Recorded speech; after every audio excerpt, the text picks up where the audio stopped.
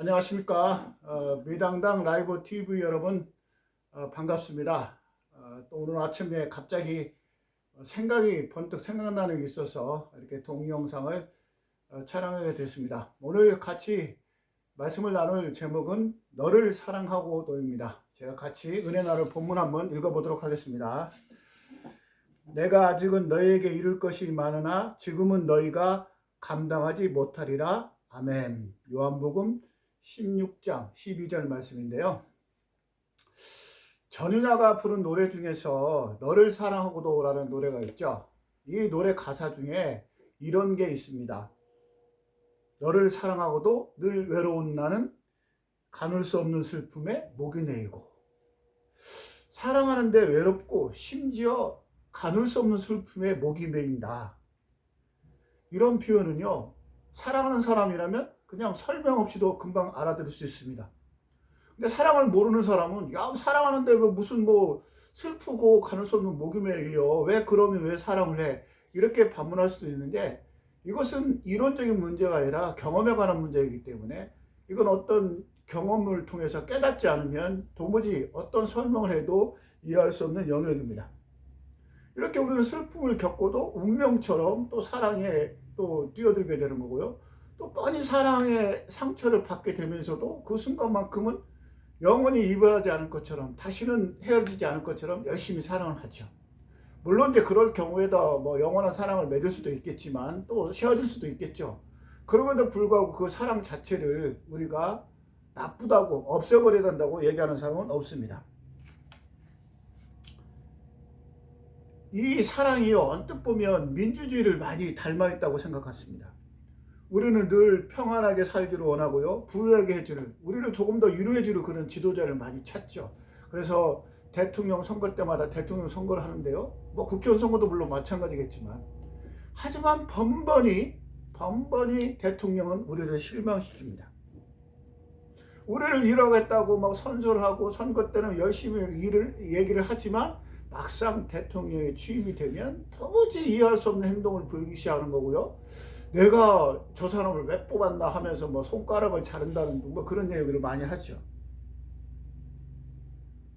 그럼에도 불구하고 우리는 또 어떻게 해요? 또 선거철이 되면 또 기대를 가지고, 이번에 대통령은 다를 거야 하는 또 기대를 가지고 이렇게 선거를 하죠. 투표를 합니다. 또 실망을 하게 되죠. 사랑하고 너무너무 많이 닮아 있습니다. 그래서 미국의 3대 대통령 토마스 제퍼슨은요, 민주주의는 피를 먹고 자란다고 얘기한 적이 있습니다. 우리나라 과거 헌정사를 보면은요, 결코 순탄하지가 않았죠. 4.19 혁명, 5.18 민주화 항동, 여러 가지 일을 겪고도요, 여전히 아직도 민주주의는 딱 제도화되지 않고 정착되지 않습니다. 이번 윤석열 사태처럼요, 정말 국민을 위협하는 그런 일들이 벌어지는 거죠. 세상을 바라보는 관점을 꼭 이분법적으로 설명하고 싶지는 않습니다. A가 옳다, B는 옳다 이렇게 설명하고 싶지 않지만, 그런 이분법적인 사고를 가지고 우리를 또 설명할 수 있는 것들이 많이 있죠. 그럼에도 우리는 늘 경계해야 될 건 뭐냐면요, 우리가 믿고 우리가 옳다고 생각하는 것이 반드시 진리가 아니라는 그런 열린 사고를 가져야 합니다. 항상 나보다 더 나은 선택을 할 수도 있고요, 내 생각이 틀릴 수도 있다는 그런 열린 사고를 가지고 누구하고도 대화를 할 수 있는 그런 열린 자세가 갖지 않으면, 그런 성숙된 민주 시민이 많이 구성되어 있지 않으면요, 결코 민주주의는 어떤 특정한 지도자를 통해서 이루어지는 것이 아니라는 것입니다. 우리에게 사계절이 있는 이유도 아마 그런 이유가 아닌가 생각합니다. 봄이 있고 여름이 있고 가을이 있고 겨울이 있잖아요. 그냥 항상 봄만 있으면 얼마나 좋겠어요. 그냥 춥지도 않고 덥지도 않은 봄만 있으면 좋겠지만, 이 땅을 창조하신 하나님께서 봄, 여름, 가을, 겨울을 준 것은, 아까 사랑도 마찬가지지만요, 사랑도 반드시 그런 고통을 통해서 또 진정한 사랑의 의미를 깨닫게 되는 것이고요. 내가 어떤 사람을 사랑한다는 것이 마냥 그냥 나를 위해서만 존재하는 것이 아니고 또 상대방을 위해서 무엇인가를 희생해야 된다는, 그래야 우리가 완전한 사랑을 느낄 수 있는 것이고요, 그게 바로 진정한 사랑이라는 것을 느낄 수 있게 된다는 것입니다. 이런 진리를 깨우치면요, 사랑이든 민주주의든 참 쉽습니다. 하지만요, 이 진리를 깨우치지 않고요, 그냥 거저 얻어지는 거라고 생각하면 사랑도 민주주의도 참 어려운 것이죠. 그래서 민주주의는 공짜가 아니라는 그 유명한 교훈도 있지 않습니까? 모든 나라의 민주주의가 다 그렇게 어려움을 겪고 피를 보고 막 수많은 사람이 죽고 막 그런 가운데 이루어진 것입니다. 어느 하나 나라 순탄하게 민주주의를 이룬 나라는 없습니다. 그만큼 민주주의가 우리 인간이 만든 제도 중에서 가장 좋다고 생각하는 제도임에도 불구하고 그 제도를 이루기 위해서는 항상 희생이 있어야 되고요, 무엇인가를 버려야 된다는 그런 의미가 되는 것입니다. 전윤현 씨가 노래한 것처럼요, 사랑하고도 늘 외로운 겁니다. 사랑하면 외롭지 않아요. 외롭지 않으려고 사랑을 하는데 사랑을 하면 늘 외로운 거죠. 금방 보았는데도 또 보고 싶고 그 외로움도 달라게 해서 또 달려가고, 그런 과정의 연속이 우리들의 세상사라고 생각할 수 있습니다. 이번 윤석열 대통령을 탄핵을 보면서요, 여러 가지 생각이 드는 사람도 있겠죠. 뭐 좌우로 나눠서 보수 진영의 논리가 어쩌고 뭐 진보 논리가 어쩌고 뭐 그런 얘기를 하는 사람도 많이 있는데요, 저는 가장 단순하게 그렇게 생각하고 싶습니다. 아니, 민주주의를 대변하는, 국민을 대변하는 대정치의 가장 표본이 국회 아닙니까? 국회, 우리가 직접 다 모든 국민이 직접 선거를 할 수 없기 때문에 국회의원을 뽑아서 간접 선거를 하는 대정치를 하지 않습니까? 그 국회의원 의사당에 운동장에 헬기가, 군인을 무장한 헬기가 갔다는 것 자체는 이미 민주주의의 가장 기본적인 뿌리를 흔드는 것입니다. 또 선거관리위원회, 헌법기관 아닙니까? 헌법기관에 무장한 군인들이 갔다? 그것은 더 이상 얘기할 수 없는 것이죠. 대통령은 누굴 위해서 존재합니까?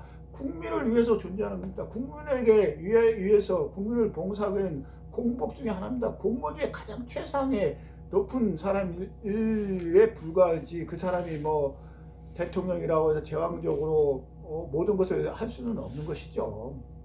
그런 기반 하에 대통령 선거를 하는 것이고 그렇게 선서를 하는 겁니다. 만약에 국민에 대한 그런 기본적인 권리를 무시하고 국민에 대한 의사에 반하는 행동을 한다, 그러면 당연히 그것은 대통령의 자격이 없는 것이죠. 아예 가게를 지키겠다고 한 점원한테, 점원이 만약에 물건을 훔쳐버린다? 그러면 그건 점원은 당장 파면해야 옳습니다. 거기에 무슨 논리가 필요하고 무슨 주장이 필요하고 무슨 헌법적 법률적 해석이 필요합니까? 그냥 당연히 즉각 파면하고 집으로 돌려보내야 되는 것이죠. 오늘 이제 성경 본문에 나와 있는 내용도 보면은 사실은 이제 우리가 기독교를 요즘에 많이 폄하하고 뭐 배관시하는 사람도 많이 있긴 하지만요, 기독교의 가장 근본적인 원리는 예수님께서 하나님의 아들인데 우리의 죄를 대속하기 위해서 세상에 오셨고 또 십자가에 못 박혀 죽으시고 나중에 부활한다는 그런 내용입니다. 그런 내용을요, 그냥 지식적으로 아는 게 아니라 깨우쳐야 됩니다. 성령을 통해서 영감을 받아서 그렇구나라고 깨우치면은요, 성경이 어렵지 않습니다. 근데 그걸 깨우치지 않으면요, 성경이 무지하게 어렵죠. 막 궤변처럼 들리죠. 무슨 소피스트들의 뭐 주장처럼 들립니다. 그래서 뭐 어떤 사람들은 믿지 않겠다고 막 그런 사람도 많이 있는데요, 그 사람들에게도 깨우치는 은혜가 있기를 바랍니다. 깨우치면은요, 성경이 성령을 통해서 스스로 말하기 때문에요, 우리가 쉽게 무엇이든지 이해할 수 있습니다. 베드로도, 예수님의 제자도 처음에는 이 뜻을 이해하지 못했기 때문에요, 그냥 이상한 소리를 많이 하죠. 자기들이 무슨 한 자리 차지하겠다고 뭐 행동을 하긴 하지만 나중에 이 사실을 깨닫고 나서는요, 어떻게 합니까? 예수님을 위해서 모든 것을 버리죠. 심지어 목숨까지도 버립니다. 우리도 사랑이 무엇인지, 민주주의가 무엇인지, 성경이 가르치는 내용인지 무엇인지 가장 근본적인 원리를 깨닫게 되면요, 우리가 그것을 위해서 기꺼이 희생할 수 있고 모든 것을 버릴 수 있다는 그런 각오가 자연스럽게 드는 거죠. 우리에게 민주주의가 소중한 건 무엇입니까? 민주주의만이 인간이 만든 제도 중에서 가장 합리적이고 가장 인간을 위한 제도라고 우리가 믿고요, 지금까지 경험적으로 다 그것이 이루어지지 않습니까? 여러분 지금 조선시대로 들어간다고 생각하십시오. 여러분 중에 누구는 양반이고 누구는 정말로 노비라고 생각해 보십시오. 이 끔찍한, 물론 양반이야 좋겠지만 노비로 산 사람은 그 평생 무슨 희망을 가지고 살겠습니까? 아니 몰랐을 때는 그냥 몰랐다고 하지만 지금 알고 이런 민주주의를 경험한 상태에서 다시 조선시대로 돌아간다, 독재주의로 돌아간다, 이게 말이 안 되지 않습니까? 그래서 우리가 뭐 지식이 많다고 해서 어떤 진리를 깨우치는 건 아닙니다. 지혜가 있어야 되죠. 성경에서는 성령을 통해서 감화해야 되는 거고요. 경물치지라고 하죠. 사물의 이치를 깨달아야 어떤 것을 깨달을 수 있습니다. 뭐 박사학위를 수십 개 받고 했다고 해서 그 사람이 세상의 이치를 깨닫는 건 아니죠. 그런 의미에서 보면은 정치인이라는 사람들도 때때로 우리 일반 백성들이 이해할 수 없는 행동을 많이 하는 것은요, 그들이 무엇 때문에 그렇습니까? 자기의 이익에 눈이 어두워서 그 완악하고 패악한 그런 마음 때문에 그런 거 아닙니까? 그 마음을 제거해야 제대로 보이는 것이죠. 자기 이익에 눈에 가려 있는 사람이 어떻게 민주주의를, 국민을 제대로 이해할 수 있겠어요? 오직 그 사람한테는 자기 이익밖에 없는 거죠. 자기 이익을 어떻게 빨리 그냥 많이 성취하는데 온갖 혈안이 되는 사람에게 민주주의를 맡긴다?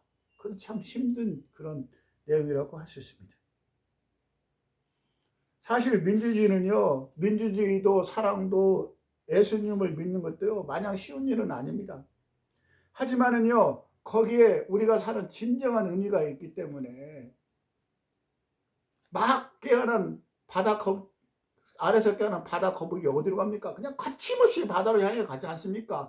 파도에 휩쓸려 죽을 수도 있고요. 위에서 그냥 뭐 도수리 같은 새가 기다릴 수도 있음에도 불구하고 갑니다. 그러니까 본능적으로 가는 겁니다. 사랑도 본능적으로 하는 거고요. 민주주의도 본능적으로 외치는 겁니다. 성령도 사람을, 신앙도 믿는 것도 마찬가지죠. 내가 믿는 것이 아니라 믿기 하기 때문에 가는 거죠. 사랑도 그냥 운명처럼 내가 누구를 특정한 날짜에 며칠 날 누구를 만나서 사랑하겠다 하는 게 아니죠. 어느 갑자기 호련히 딱 내 앞에 누군가 나타나면 나는 그 순간적인 열기에 휩싸여서 사랑을 하게 되는 것이죠.